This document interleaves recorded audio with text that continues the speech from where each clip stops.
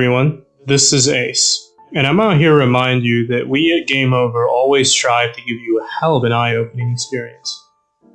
So please remember to subscribe, like, share, and hit that bell notification icon so that you're alerted every time we send a badass new episode your way.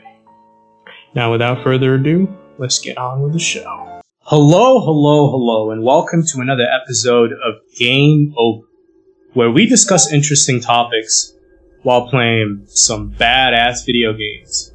I got a few friends on with me tonight. Jeremy, you want to say hello? Konnichilingus, friends. And Beanbag. Hello. What's up, folks? We got a bit of a classic going on tonight. This time around, though, I'm not the one holding the controller, am I, Jeremy? Yep. I'm your pilot today. Hell yeah. So you want to tell us what we're looking at right now? Alright, so I cannot believe it's been almost 6 years since Fallout 4 came out.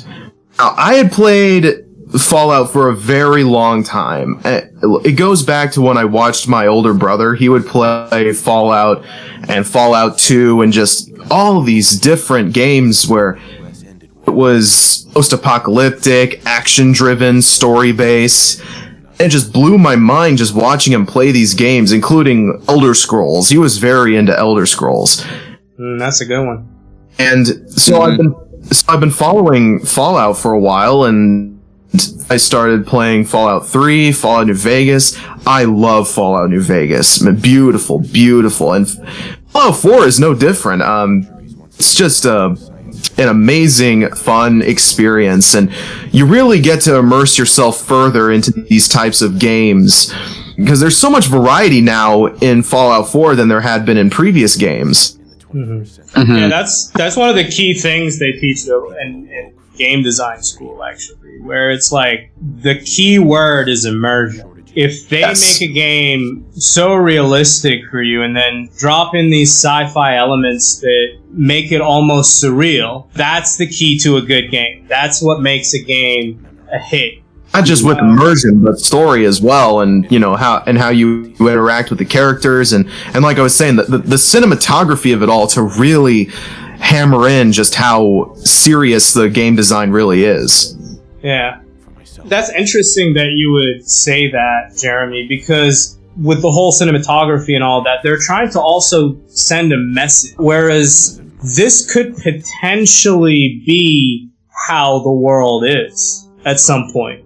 It almost feels like Bethesda, the studio behind this game, is trying to tell you, what if we actually keep going down the same road that we've been going down for the past century? Wouldn't this be how we would end up?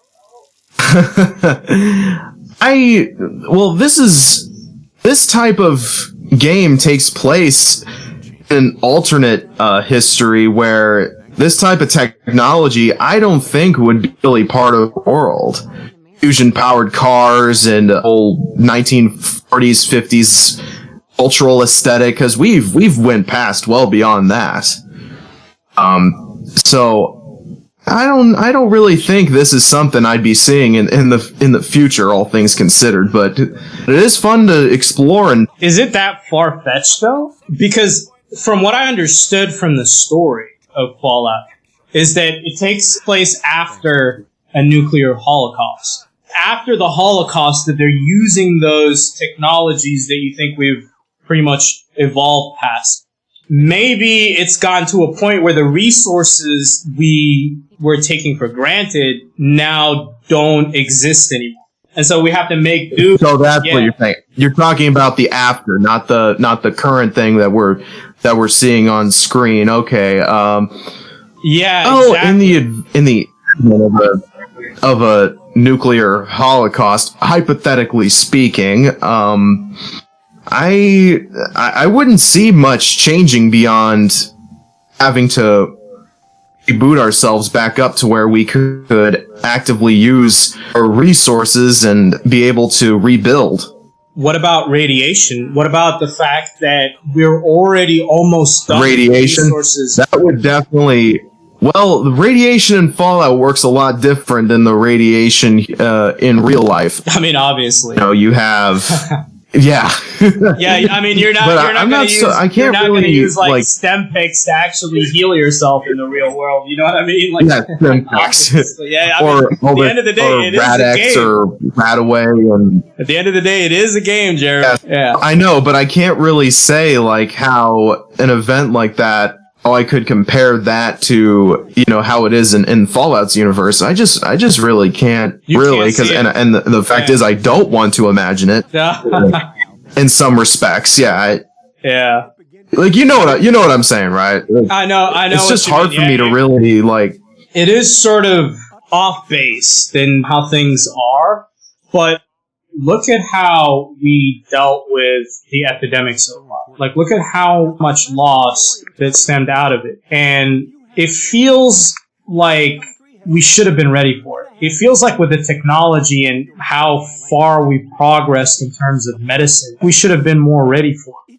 Well, the problem is that China kept a lot of that stuff under wraps, and then what happens is, that's what I was saying with the ever-changing political climate, tides. You got a deadly disease that comes out of China, and then, you know, China sees that, and that's what gives them upreach to kind of usurp the U.S. and give them a bigger edge on the world stage. But politics is a dangerous game, especially when you're in a worldwide pandemic, and then it all goes to hell. So nobody ever truly wins in that regard.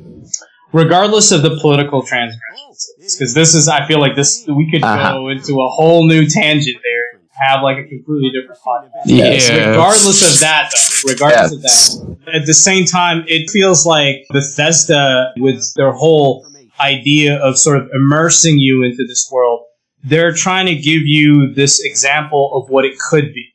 If we keep going down the same road as to where we only care about ourselves, each nation only cares about itself. They're always hungry for wars and hunting for resources and stuff like that. At some point, this could be what happens to the world, the fate of the world, if we are not at least planning on doing something different. And I think Beanbag, this is something that you would hope as to where like we could cure this disease, this greed within humanity. We could reach this utopian world to where every person cares about their brother or their sister, regardless of what race or what color they are. Mm-hmm. It would be interesting to see that kind of world develop. Like, what is your idea of the perfect world? A world where it doesn't end up quite as badly as it did in Fallout. The idea of a perfect world to me would be a world where positive traits are more developed than the negative ones, where people can grow up in a more positive society and environment. Take, for example, the school system. We are still using the 1950s system of schooling, which is very outdated, and frankly, it needs to change. It needs to be more of a place to grow these positive traits and not these negative ones. So you think education would play a big part in fixing the world? Okay. I do. Okay. Mm-hmm. I cannot agree more Education plays a big part. I cannot agree more with you, especially in the States, because it feels like teachers don't, like, frankly, they don't care. They're not getting paid enough to care about their students, about what they're learning. Very prominent in Finland, yeah. Exactly, about where they end up in their lives. And so that's why they end up graduating with barely any knowledge that could sustain them with this developing world that we live in right now. And so, yeah, I feel like that definitely plays a big part. And it's not just in the US, it's everywhere in the world. Because believe it or not, even those people that, for example, in America, they would consider them to be terrorists, were led to believe that the crime is the right thing to do. They were led to believe that because they lacked the proper education to know otherwise. You know what I mean? They were brought up into thinking that becoming a terrorist or fighting for a certain jaded, confused belief, that is what they're supposed to do with their lives. And so if they had actually learned that there's more to the world, that would have been the route that many of these people took. That's a really good point. I completely agree with you, feedback. We need to properly set up an educational system that would be tailored for every student independently. Because, you know, every person is different. Like, some people might have short attention spans when it comes to certain topics. There wouldn't be any need for them to take these subjects, as it wouldn't really benefit them. But if you give them something that they enjoy doing, and I'm not saying that with like also, so certain, there always has to be a foundation in everything, and that's how you would know whether you like the subject or not. So obviously, maths and languages and all that, they're the basis to the sciences, right? So everybody needs to at least have a structure into those things, so they wouldn't really have the choice to choose their own curriculum at that point. But after middle school, that's when you should at least know where you want to go, what subjects interest you. And that's how you would essentially tailor your system to you, so that you actually enjoy going to school, as opposed to the people that drop out of school because they feel like it's just a waste of time, or they get frustrated because they feel like they can never make it. They're not getting the sufficient support from their system to actually keep going. What else do you think the ideal world would be like? Companies would have to be more open, I would say. Especially a lot of food companies. Companies? Because McDonald's, for a while, they had used ammonia-based cleaning to wash their hamburger meat and then get rid of, like, E. coli and other bad bacteria in it. And they changed that, which is good. But the fact that they did it in the first place is not good. And so I feel that a lot of companies could be doing things that they really shouldn't be, and that they should be more open about them, and that they should be using better techniques, I guess you could say. It's really because of sort of how materialistic our world has become recently, whereas they don't quite care about people as much as they care about money, especially these big corporations. Yeah. Talking about, like, the reason why they were so careless when it came to finding healthier resources in order to make food, or find suitable power resource to fuel machines. They don't care about life. They don't care about the future. They don't care about setting us on the right path to success. They only care about their own success, what they could take with them. Yeah. There should be a revamping of the whole judicial system that we have, not just in America, but all over the globe. It should be based on fairness, justice, and equality, wherever you go in the world. That's what I truly believe would be a great utopia, whereas we all have the same basic human rights rules, right?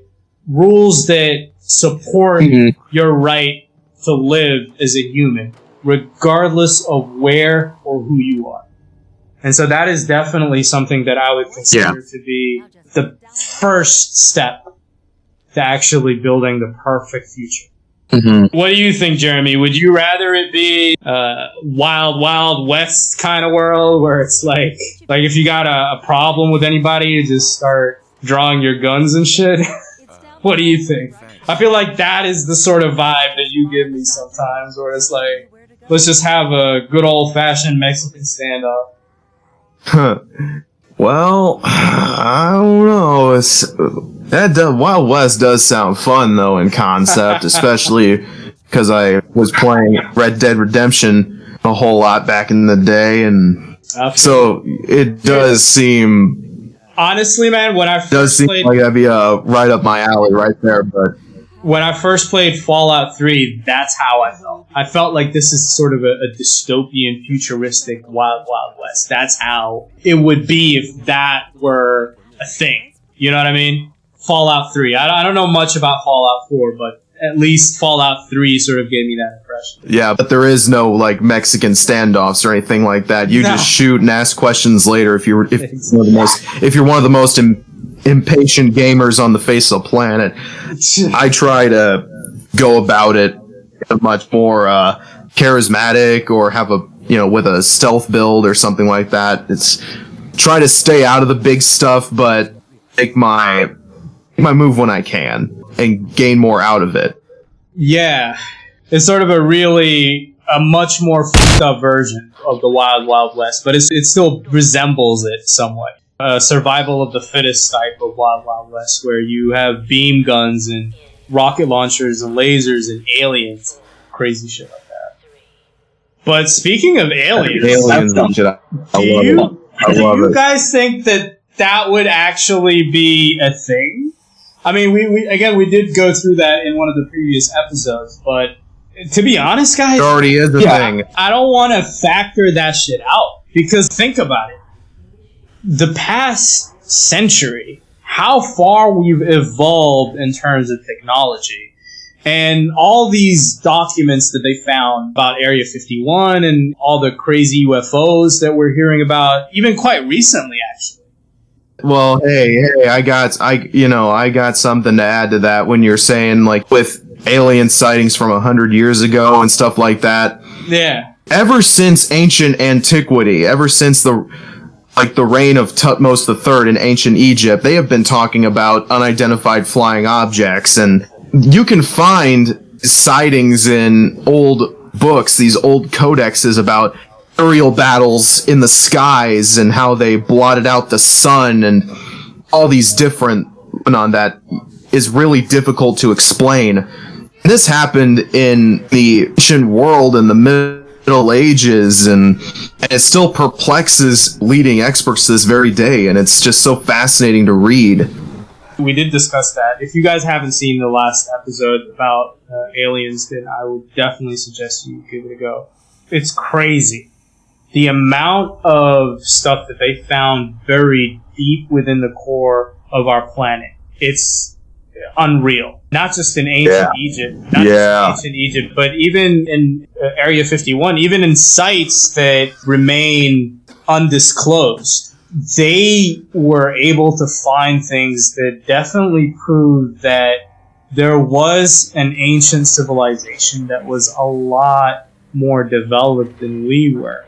But the scary part is that it wasn't a human civilization. They didn't find fossils there. They just found technology that's far more advanced than anything we have. In fact, it was too advanced as to where they synthesized an entirely new element from that technology. So if you notice, the periodic table goes up to 115 elements now. Element 115 was actually an element that was synthesized from buried technology that was used to propel certain UFO through light.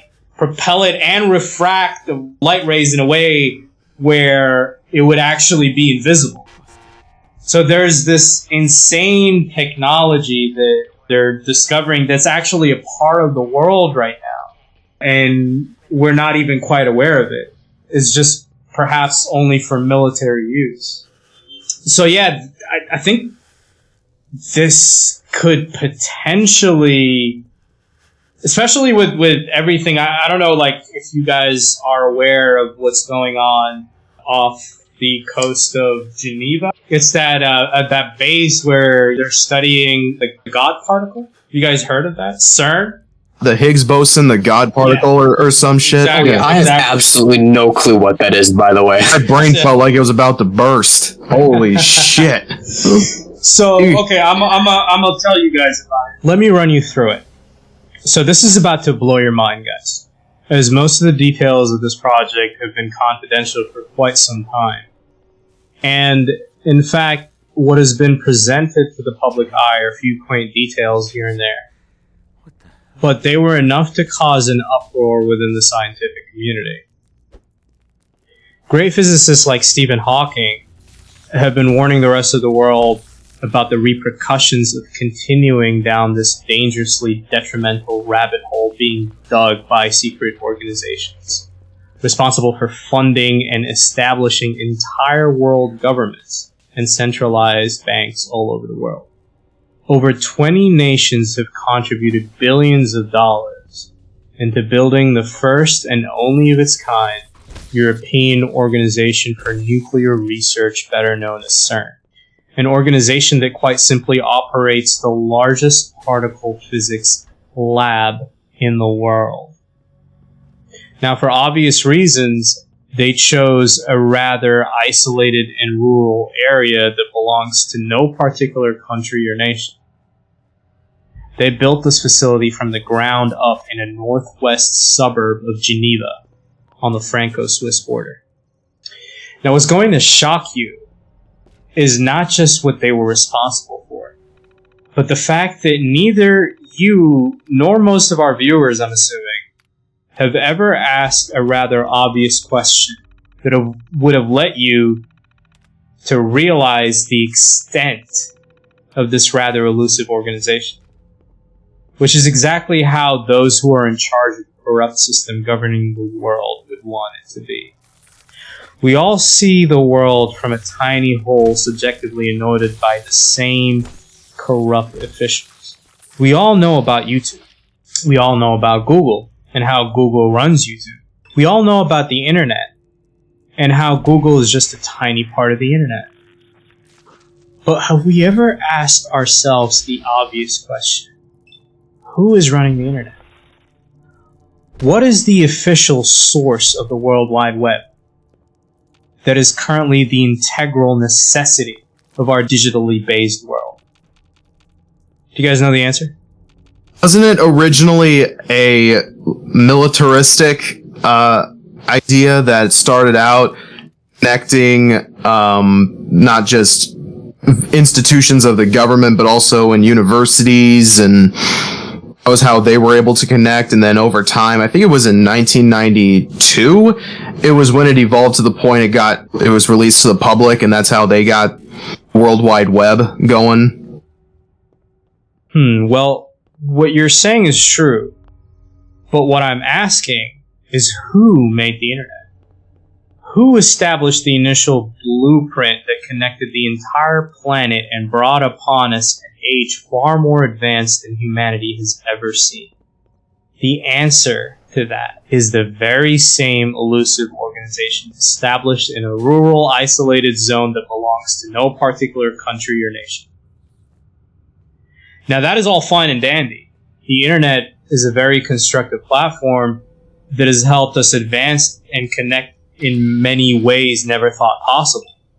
But given the fact that it is the most revolutionary advancement in the history of mankind, why do we not know about its creators? Why have they chosen to remain elusive? CERN, my dear friends, only seem to have one purpose, which they have not achieved yet. The internet was simply the first step, but what they are attempting to create is far more dubious and may inherently destroy all life as we know it. And don't just take my word for it. Physicists like Stephen Hawking and well-renowned professors like Steve Coyle from Lancaster, England, have been warning us for quite some time that there is a clear and present danger in the activities entailed by that organization. Is it the Hadron Collider? Exactly. The Large Hadron Collider. An invention created to use massive amounts of energy, massive amounts of negative energy, to propel atoms with the speed of light, breaking the most basic rule of quantum physics, and attempting to guide these atoms through electromagnetic fields to make them collide with such a force as to where they would fuse, potentially reenacting the Big Bang Theory. Not only could this in essence create a quantum tunnel that could affect our universe without warning, destroying everything in an instant, but it had already caused so many unnatural phenomena, such as the creation of tiny black holes. Couldn't be any worse than the black hole that's my ex-girlfriend's heart, let me tell you. And causing natural disasters such as earthquakes in areas which never saw any seismic activity of the sort before. The media has been silenced. The records of disappearing scientists that have been within the vicinity of these black holes have vanished. The resulting chaos from these experiments have been put under wraps. Till when? dude. Like, till when are we going to sit idly by when they have recently announced that by 2030 they're going to supply the project with the entire full blast of energy, which they have been setting up for decades? Till when are we going to sleep on this? Till something that is leaps and bounds far worse than the epidemic ensues? Till when are we not going to take a stand and work on building a brighter future for ourselves, for our kids, and for all future generations? And so Life just goes on. Yeah. Really, all that can really happen is life going forward. Till how long, though, Jeremy? Till how long can we just keep going and being ignorant of what could essentially not just destroy us, but destroy our civilization as a whole? Yeah. There are certain things that we need to be aware of, and there are certain times where you need to take a stand. But I know what you mean, Jeremy. And on a final note, I would like to end with some optimism, where it's okay to just live your life and be in the present, but be conscious and aware of the type of seed that you're planting, the action that you're committing to in the heat of the moment. Be wary of how it affects not only your present, but also your future. And with that, I think you have a song to serenade us into a rather lively future, eh, Jeremy? Yep, I have a little song here to take us back to those simple times and simple pleasures. When I think of all the worries that people seem to find, and how they're in a hurry to complicate their mind by chasing after money and dreams that can't come true, I'm glad that we are different, we've better things to do. May others plan the future, I'm busy loving you. 1, 2, 3, 4. Sha-la-la-la-la-la, live for today. Sha-la-la-la-la-la, live for today. And don't worry about tomorrow, hey. We were never meant to worry the way that people do, and I don't need to hurry as long as I'm with you. We'll take it nice and easy and use my simple plan. You'll be my loving woman, I'll be your loving man. We'll take the most from living, have pleasure while we can. 2, 3, 4. Sha-la-la-la-la-la, live for today. Sha-la-la-la-la-la, live for today. And don't worry about tomorrow, hey.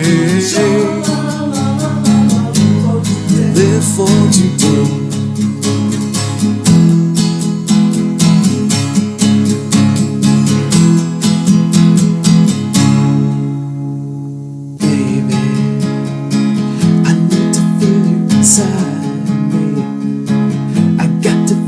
Inside of me, baby, please come close to me. I got to have you now, please, please. Give me some of love, now give me some of love, now give me some of love, now give me some of love, now give me some of love, now give me some of love, give me some of love, and now give me some of love. I need all your love, and now give me some of love. I need all your love.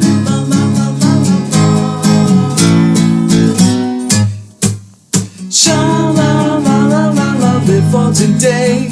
Sha-la-la-la-la-la, live for today.